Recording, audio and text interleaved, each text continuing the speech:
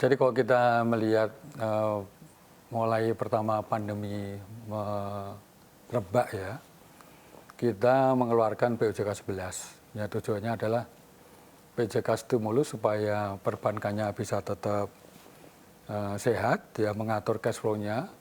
Di satu sisi juga tentunya para pemain di sektor real juga bisa tetap bertumbuh dengan baik. Nah, kita melihat pada awal pandemi itu puncak dari restruktur kredit kita kan sekitar 900-an triliun ya.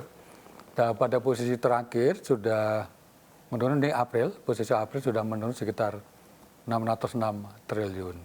Nah, ini juga karena situasi mobilitas sudah mulai tumbuh, aktivitas ekonomi juga sudah mulai lancar, sehingga para nasabah sudah bisa mengatur juga cash flow-nya, sehingga restru yang dulu diberikan kemudian oleh para perbankan sudah bisa diselesaikan dengan baik oleh para nasabah kita. Sehingga tadi kita mengatakan bahwa sudah terjadi penurunan yang awalnya hampir 900 triliun sudah menjadi sekitar 606.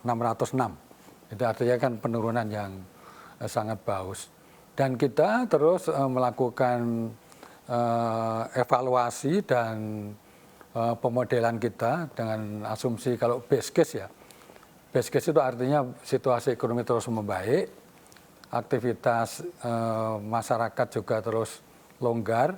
Kita memprediksi pada kira-kira di bulan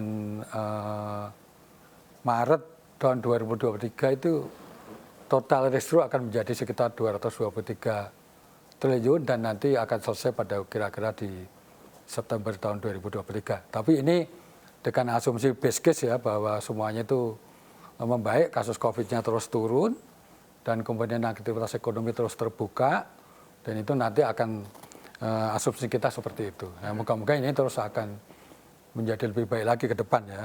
Kita harapkan kan seperti itu. Namun kita tentunya juga mesti mencermati bahwa Omikron BA4, BA5 ini kan sekarang lagi naik. Nah, ini menjadi dasar kita untuk terus kita mencermati bagaimana nanti posisi restru ini ya.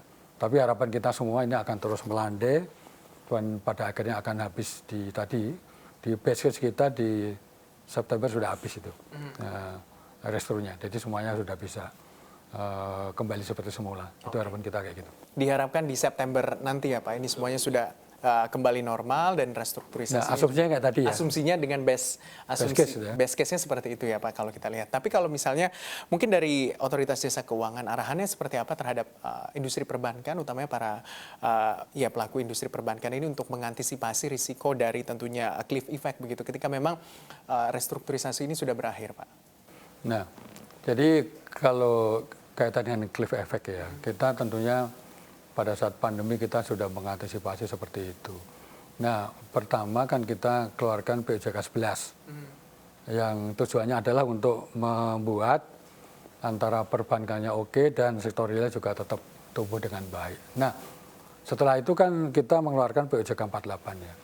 POJK 48 itu lanjutan dari POJK 11 yang tujuannya adalah supaya perbankan itu di samping dia memberikan restru dengan aman, manajemen risiko sudah kita masukkan ke sana.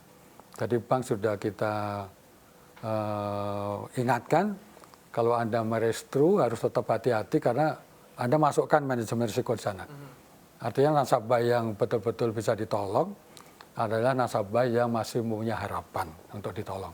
Ini supaya perbankannya juga tetap sehat kan.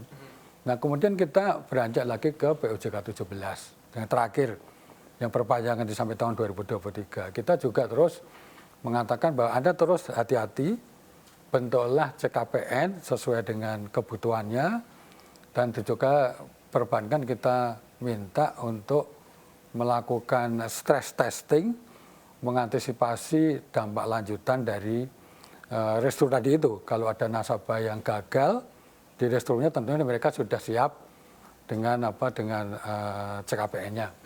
Nah, saya bersyukur sebetulnya bahwa cadangan perbankan kalau kita lihat loan at risk ya, loan at risk itu adalah kredit satu lancar yang direstru plus call 2 dan NPL itu namanya loan at risk ya. Nah, sekarang kan sekitar berapa? 18% loan at risk ya. Tapi cadangan yang dibentuk karena loan at risk sudah mencapai 38%. Jadi artinya kalau ada kegagalan sampai 10%, perbankan kita sudah siap dengan cadangannya. Itu kira-kira yang kita minta kepada mereka untuk mengatasi berbagai kemungkinan dari kegagalan dari restrukturnya tadi. Iya.